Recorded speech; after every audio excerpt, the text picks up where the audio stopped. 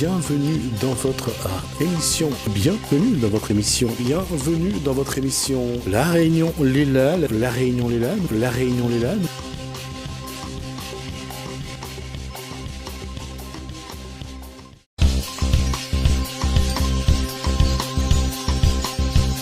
Bonjour chers amis, bienvenue dans notre émission aujourd'hui. Nous allons parler de ce qui nous met en colère, mais d'aller explorer qu'est-ce qu'il y a dans cette colère, comment est-ce qu'on la voit sous tous les angles.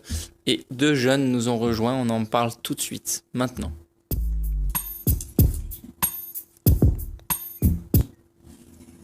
Alors, je veux déjà vous présenter les jeunes, Florence Zajewski et Guy Roger. Bonjour. Et les vieux qui sont là, Antoy et Shakila, salut. Shahida, pardon. Shakila, c'est une chanteuse. Et donc aujourd'hui, par où est-ce qu'on commence? Allez-y. Le débat est ouvert, la conversation est ouverte. De quoi parle-t-on? La colère. Ah, la colère. La colère et d'aller voir, d'aller explorer dans toutes ces dimensions, dans toutes ces facettes. On va tenter de ne pas donner de conseils au public. On va tenter de ne pas lui donner des méthodes à faire. Ben déjà, il faudrait commencer par éliminer le mot colère. Alors, on va dire le phénomène. Ok. Un phénomène. Ça vous dit tous? Allez, c'est parti. Parce que le mot colère nous envahit de compréhension déjà fabriquée. Mais si on arrive devant un phénomène qui se passe en soi, est-ce que ce phénomène, il est différent de moi ou bien il est moi? Ce phénomène, je suis ce phénomène. La colère, je suis ça. Qu'est-ce que tu en penses? Tu n'es pas toi-même ta colère? Ou bien est-ce que tu penses que ta colère elle est différente de toi? Mais non, ma colère, ça vient de moi. Voilà, c'est tout simplement moi, ma colère. Voilà.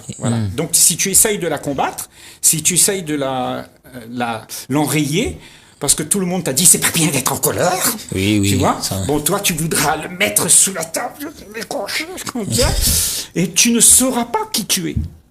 Oui. Oui. Et c'est ça toute la futilité, je pense, de comprendre ce qu'on est, c'est de le vivre. C'est-à-dire de vivre la colère au lieu de la réprimer. Oui. Au lieu de voilà. Comment est-ce que vous voyez ça, Shahida? Moi, déjà. Parce que vous êtes une de nos plus vieilles consultantes ici. Personnellement, moi, j'arrive pas vraiment à me mettre en colère. Donc, j'essaie de me mettre en colère, mais j'y arrive pas. Vous faites semblant, mais bon. Je fais semblant. Il n'y a rien à faire. Oui, vous vous en foutez de tout, quoi. En gros, oui, je suis un peu foutiste. Excellent. C'est un avantage, ça. C'est un gros avantage, c'est-à-dire, il vous arrive quelque chose, vous avez une situation, et puis voilà, lâchez prise, c'est ok. Soit vous pouvez faire quelque chose, vous le faites.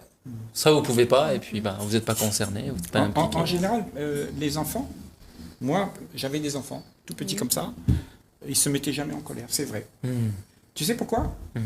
Parce que, tu vois, ils n'avaient pas ce sentiment que quelque chose leur appartenait. Il n'y avait pas ma maman, mon papa, mon argent, ma maison, toutes ces affaires-là. Parce que quand quelqu'un vient essayer de te prendre tout ce que tu veux pas, tu te mets en colère. et tu verras, peut-être tu n'as pas ça maintenant. Oui. Mais tu vois, les gens dans notre société, aujourd'hui, on a une société très en colère.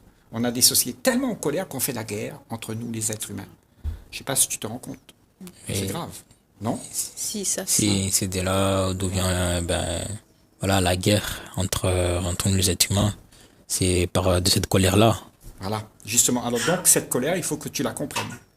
Parce que cette colère, elle fait en sorte que ce que tu es, elle arrive au bout d'un moment, elle va s'extrapoler dans le monde. Et le monde n'est pas différent de toi. Et toi, tu es cette colère. Et nous sommes ce que nous sommes. Mais ce que nous sommes, c'est aussi le reflet de ce qui se passe dans le monde. Et donc finalement, c'est parce qu'on s'est assimilé à ce qu'on possède, parce qu'on a peur de le perdre et que dès que quelqu'un y touche, on se met en colère. Ce serait ça, une des facettes de la colère. Vous en voyez d'autres, Florence Zajewski, comme consultante en communication bienveillante? La frustration, source de colère, la culpabilité, source de colère, les menaces les uns les autres, source de colère. Dès qu'un besoin n'est pas respecté, si je me sens pas respectée, si ça se passe pas, si ça me crée de l'inconfort, ce que je vis, ça me crée de la colère. Donc si on met en Il y a lien avec plusieurs ce que formes. disait Guy Roger, je possède quelque chose, j'ai peur de le perdre, quelqu'un met en danger ce que je possède, donc ça me met en danger, mon besoin c'est de continuer à posséder. Dans ce cas-là, pour moi, le besoin, c'est juste un besoin de sécurité. C'est parce que j'ai assimilé une certaine forme de sécurité à travers les besoins primaires, une maison, de l'argent qui me permet de me nourrir et de nourrir les gens qui vivent sous le foyer, ce genre de choses. Pour ma part, le fait d'être en colère, c'est complètement OK, ça fait partie de mes émotions et c'est OK d'être en colère. Par contre, je préfère identifier ma colère dès qu'elle arrive ou le plus tôt possible dans l'échelle de la colère. De façon à pas être en mode 10 sur 10, 8 sur 10, en mode alerte, alerte, zone rouge, et en mode fuite, je te parle pas, ou en mode attaque. Et attaque, c'est verbal, c'est attaque physique, ou c'est attaque dans ma tête. Parce que des fois, je m'attaque moi, je me juge moi, je me menace moi, je me culpabilise moi, j'aurais pas dû, j'aurais dû, machin. Hein. Donc il y a plein de choses qui se passent. Et quand tout à l'heure vous parliez de l'émotion de la colère que vous ressentez pas trop, ben moi quand j'étais plus jeune et jusqu'à pas loin de mes 30 ans, j'étais rarement en colère. Et aujourd'hui je suis contente d'être en colère parce que j'avais transformé mon émotion de la colère parce qu'elle n'était pas trop acceptée dans mon environnement, familial. dans le cercle familial et éducatif. On me dit sois pas en colère, c'est pas bien d'être en colère, t'as pas le droit d'être en colère, c'est mal. Et donc du coup j'avais remarqué que quand j'étais en colère je me faisais disputer et quand je pleurais j'étais câlinée. Imaginez que le transfert était vite fait. Moi quand j'étais en colère je manifestais de la tristesse. Sauf que en grandissant c'est devenu un peu compliqué parce que la tristesse c'est faire le deuil de quelque chose alors que la colère c'est il y a un truc qui me convient pas. Moi, et c'est une invitation à ce que je change quelque chose pour retrouver de la... Florence Zajewski, vous avez aussi présenté et lu un discours devant la ministre des Outre-mer Oui. pour le référendum d'initiative citoyen. En quel mode étiez-vous à ce moment-là ? J'étais en mode expression de mon besoin de liberté, d'égalité et aussi de fraternité. C'est-à-dire qu'il y ait une approche démocratique réelle avec des droits similaires. Avez-vous senti que votre besoin était respecté à ce moment-là ? Et après Alors, ça mon besoin de dialogue et de prise de parole, oui, j'ai eu ce temps qui était prévu et qui était annoncé et qui a été dédié. Est-ce que pour autant, je me sens pleinement écoutée, c'est-à-dire que je vois des suites aux demandes que je représentais de nombreux citoyens réunionnais, mais aussi métropolitains autour du référendum d'initiative citoyenne, pour qu'on puisse être davantage acteurs et aussi réguler les textes de loi quand ils nous semblent abusifs et éviter que des élus votent des lois qui les concernent, comme leurs revenus, comme leurs indemnités. Donc vous vous êtes senti respecté dans vos besoins. Je me suis pas senti... Alors, il y a plusieurs étapes. Il y a le moment où je parle et où je suis écoutée. Et il y a ce qui se passe ensuite, et est-ce qu'il y a des changements qui font que j'ai la sensation d'avoir été écoutée. D'accord, donc là présentement, vos besoins ont-ils été remplis Non. Respectés, non ? Non, puisque l'approche du référendum d'initiative citoyenne n'a pas été étudiée et adoptée.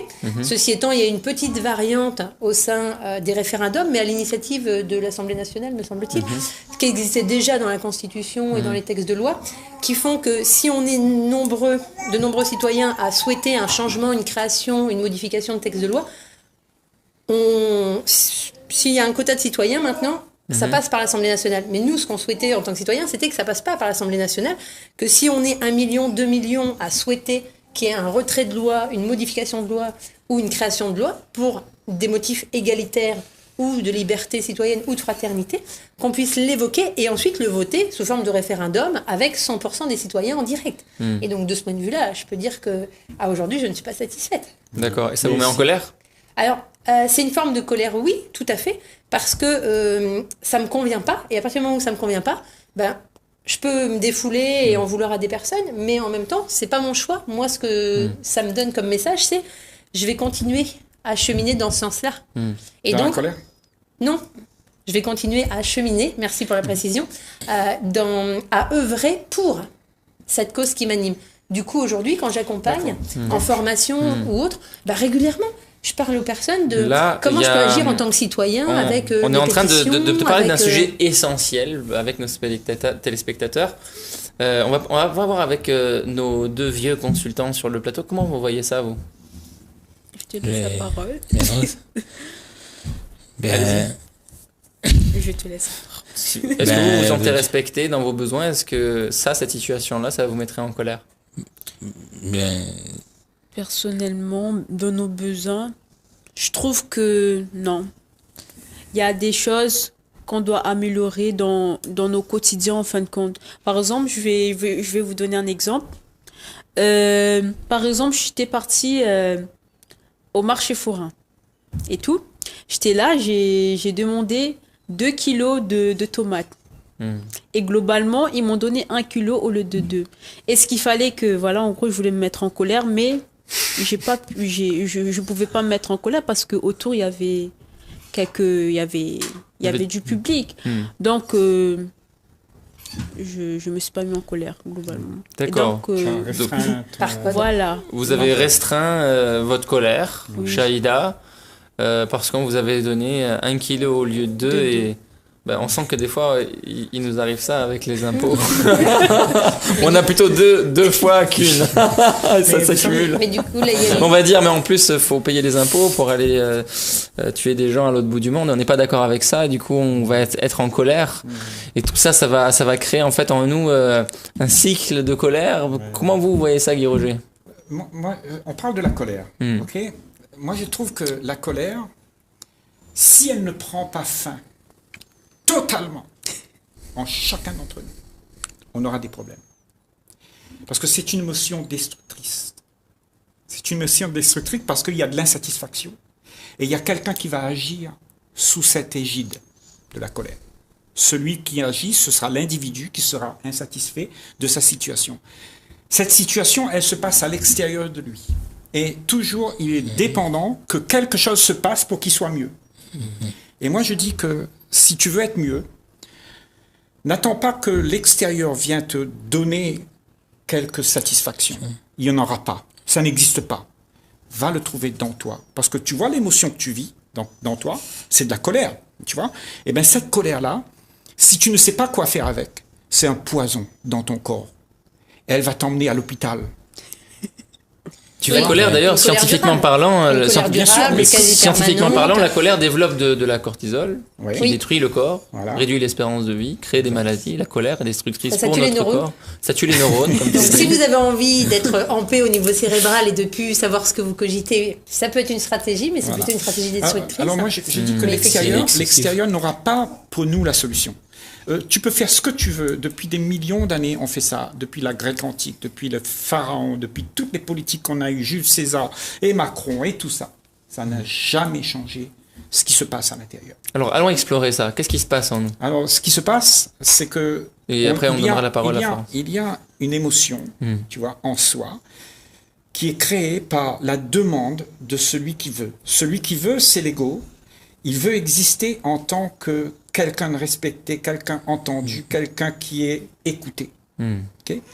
Et cette entité, tu vois, elle va être bouleversée.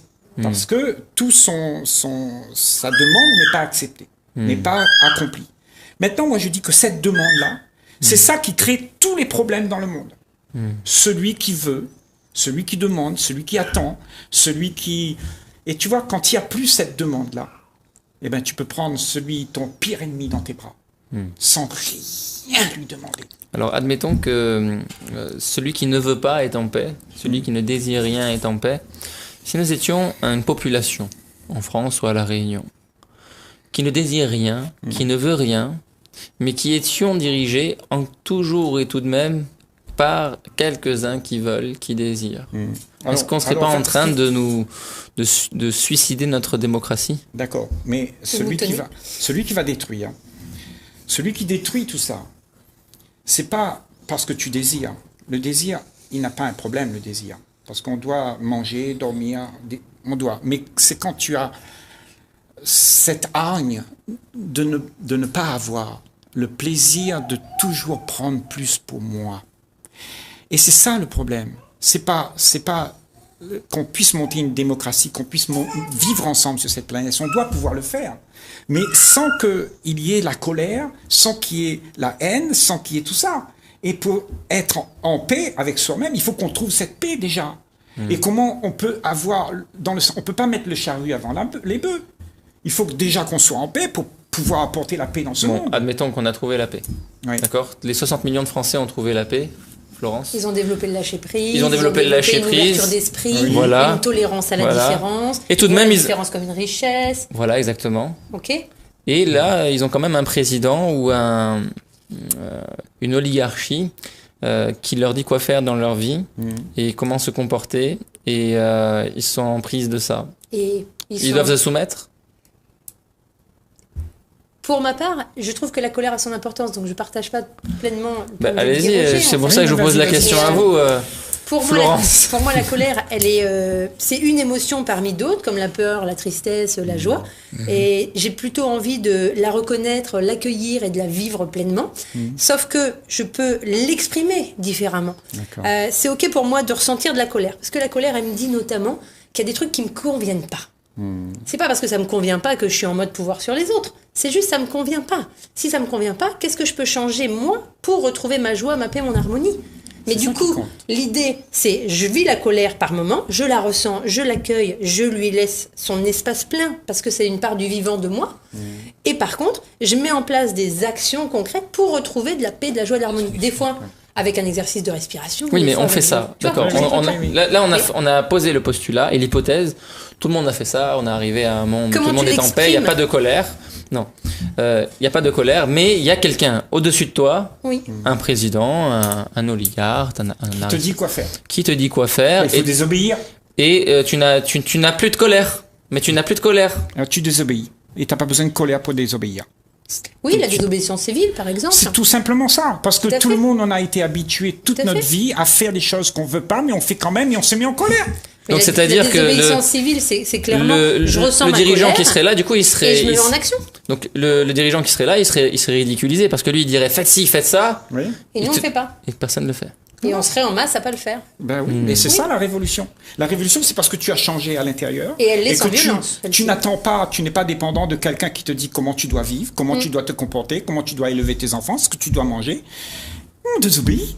Quand on pense qu'il suffirait qu'on n'achète pas pour que ça se vende pas. Ben bien sûr. Bien sûr.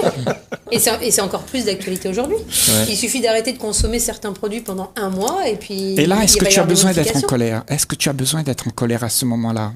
Auquel moment? À ce moment où tu dis je désobéis. T'as pas besoin de colère, non? Alors on va poser la question à notre ancien consultant ici, qui n'est autre que Antoy. Antoy. Ben... Est-ce que tu as besoin de colère pour désobéir? Pour désobéir, ben... On est en train de dire à un jeune qu'il faut désobéir. Moi, non. On est dangereux quand même. Moi, personnellement, non, je peux désobéir sans colère. Sans avoir de colère, j'ai pas besoin de colère pour désobéir à quelque chose. C'est... Parce que quand tu désobéis, peut-être que tu vois, tu as ta conviction, ton savoir-vivre te dit quoi faire. Il y a ton cœur qui te dit quoi faire. Oui. Et tu vas dans ce sens-là. Et cette chose-là, on ne le fait pas avec la colère, on le fait avec l'amour. Tu vois, c'est un amour qui va changer le monde. C'est pas ni la colère, ni tout ça. C'est quand on fait tout avec son cœur, avec tout son être et qu'on donne de tout son corps à l'autre. Tu vois? Shahida, demande-moi ce qu'elle est arrivée. Voilà. Ben, voilà. Ouais, t'inquiète pas, il parle de rien de. Mais toi, comment tu vois ça? Est-ce qu'on peut faire une révolution sans colère? Une révolution sans colère, oui, parce que. Sans colère, parce que sans colère. Oui, sans colère, oui, parce que tout simplement, c'est en réfléchissant. Déjà? C'est en réfléchissant qu'on peut avoir des idées sans se mettre en colère, en gros.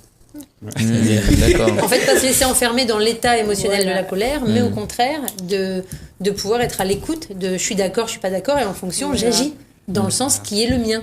Voilà. Mais d'être aussi conscient de qu'est-ce que je partage avec l'autre, est-ce que je suis en accord, est-ce que je suis en désaccord, et de s'écouter soi-même. Voilà. En fait, alors il y aura déjà, il faudra commencer. C'est rare quand Antoy prend la parole. Excusez-moi. Vous allez conclure. Il faudra déjà commencer par vivre dans une révolution où chacun essaie de comprendre la colère de l'autre. Puis venir dans cette révolution-là, de vivre sans la colère. Voilà. Eh Et ben, sans le condamner, tu veux dire. ouais, eh bien- Pour pouvoir le comprendre. Écouter, comprendre, accueillir, Voilà, et c'est puis bien. aider l'autre à trouver des solutions, ou trouver des solutions ensemble. Oui. Dans l'instant même, c'est-à-dire maintenant. Et c'est ce qu'on vient de faire quelque part. Nous venons de vivre un moment scolaire, d'école, qui a visité le fait de faire une révolution. Vous êtes sur le plateau de la révolution, et là. Et nous vous avons invité à faire ça sans colère. Et que c'est sans colère que les choses sont le plus efficaces. Nous pouvons désobéir sans colère. Nous pouvons agir sans colère. Nous pouvons développer ce qu'il y a dans nos cœurs, notre créativité. Nous l'avons vu tout à l'heure. Sans colère. Et nous allons nous quitter avec ce bon mot que vous avez eu, vous jeunes qui étiez sur le plateau, et là, surtout les deux vieux. Ils ont dit les choses les plus importantes qui soient dans leur langage. Parlez, prenez la parole comme ces jeunes viennent de le faire. Parce que si on continue dans la colère, il est possible qu'on se fasse avoir. Ouais. Car lorsqu'on est en colère, on perd le raisonnement et le jugement. On perd Et notre sache conscience. que quand tu as quelqu'un en face de toi, peut-être qu'il te met en colère juste pour te déstabiliser. Mais si La colère est tu vraie. n'es pas déstabilisable, si tu es stable, Si tu es fort mentalement, personne ne peut te bouger. Nous allons conclure sur comment vivre en paix, sans colère, désobéir sans colère. Et c'est ce qu'on fait en Sicile, des personnes qui se sont réunies face à 2 tyrans qui voulaient sortir la population de l'île pour y mettre leurs mercenaires. Les gens se sont réunis, ont fait un procès et ont dit « Nous allons réaliser notre propre démocratie sans les tyrans et sans la guerre. » Et si vous choisissiez un monde sans guerre? Je vous laisse la réponse.